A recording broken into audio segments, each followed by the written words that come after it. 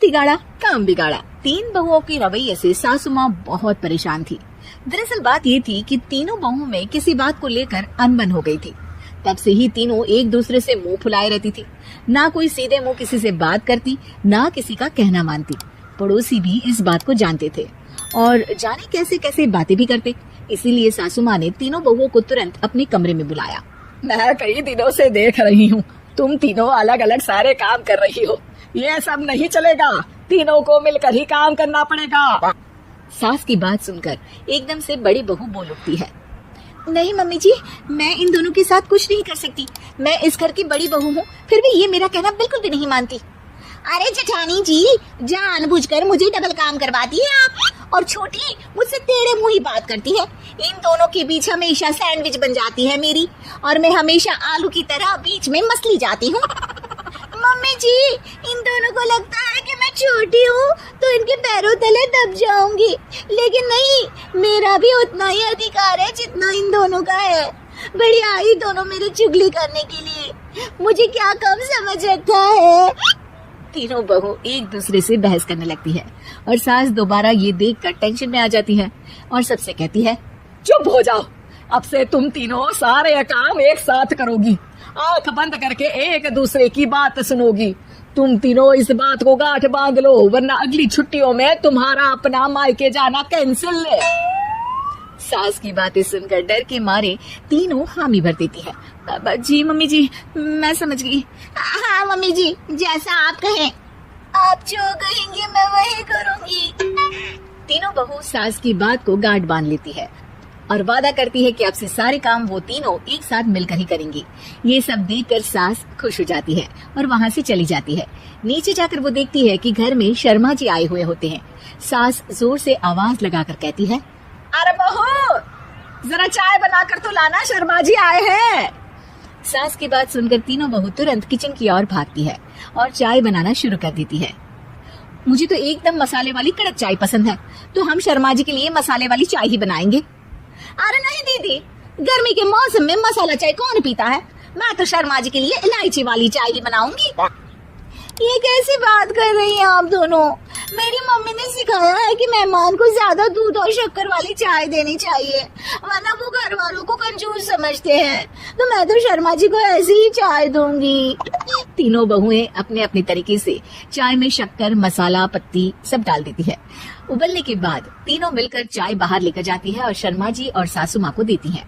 चाय पीने के बाद शर्मा जी सासू माँ को देखकर शर्मा जाते हैं और शर्मिंदा महसूस करते हैं कि आखिर उन्होंने चाय पीने के लिए हामी क्यों भरी।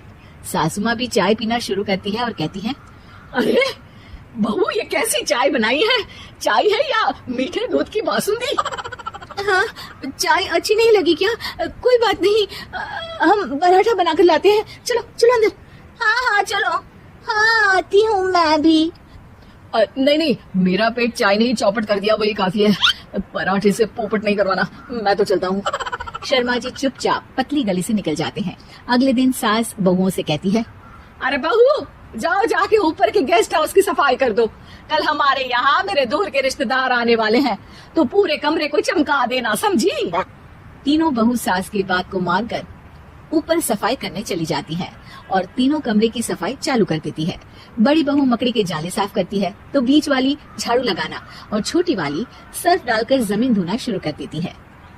अरे दीदी, जेठानी जी, अभी मैंने पूरी फर्श धोई और आप फिर से धूल नीचे गिरा रही हैं। और मछली जेठानी जी, आप बिना झाड़ू की धूल यहाँ छटक रही हैं। अरे तीनों को साफ करना है, एक साथ सफाई करते हैं ना।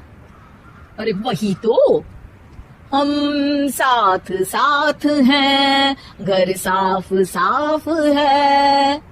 तीनों बहू ऐसे ही काम में उलझ जाती है और 2 घंटे तक एक ही कमरे की सफाई करती रहती है। बहुत देर से अपनी बहुओं को ना देखने के कारण सास ऊपर कमरे में उन्हें देखने जाती है, लेकिन कमरे में घुसते ही वो गीली फर्श पर फिसलने के कारण नीचे गिर जाती है। ओरी मोरी मैया, हड्डी मरोड़ के रख दी, आए मेरी तो कमर ही टूट गई रे। तीनों बहुएं सास को उठाती है और बिस्तर पर सुला देती है। अरे मेरे हाथ पैर दर्द कर रहे हैं, दबा दो, आराम मिलेगा। हाँ जी माँ जी। अरे जी माँ जी, जी माँ जी।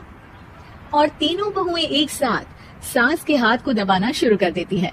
माँ की तो चीख ही निकल जाती है और नतीजा ये होता है कि सास के बचे हुए शरीर में भी दर्द उठ जाता है। हाय राम, ये क्या कर दिया तुम तीनों ने। अरे मेरे तो किस्मत ही फूटी है कि तुम जैसी बहुएं मुझे मिली। हे भगवान, पूरे शरीर में दर्द बढ़ गया है। अब तो पता नहीं कि चल भी पाऊंगी या नहीं। माफ करो, मुझे गलती हो गई मुझसे कि तुम तीनों को एक साथ काम करने के लिए बोला। सोचा था तीनों मिलके अच्छे से काम करेगी, लेकिन बड़े बुजुर्ग सही कहते थे कि तीन ठिकाना काम बिगाड़ा। तुम लोगों ने ये बात ना आज साबित करके दिखा दी। तुम तीनों को तो समझाना यानी मानो भैंस के आगे बीन बजाना है। तुम्हें अकेले अकेले काम करना है ना, तो अब से तुम अकेले ही अपना अपना काम करो। तीनों बहुएं वहाँ से जाने लगती है। अरे कहाँ जा रही हो? आप ही ने तो कहा कि अपना अपना काम करो, तो मुझे मुल्तानी मिट्टी लगानी है। अरे मुझे भी तो नेल पॉलिश लगानी है। मुझे ना मेहंदी लगानी है। सास अपना सर पीट लेती है और कहती है, अरे मुझे भी लगाना है कुछ। क्या माँ जी, क्या माँ जी? क्या माँ जी? तुम्हारे घर वालों को फोन तुम्हारी हरकतें बताने के लिए।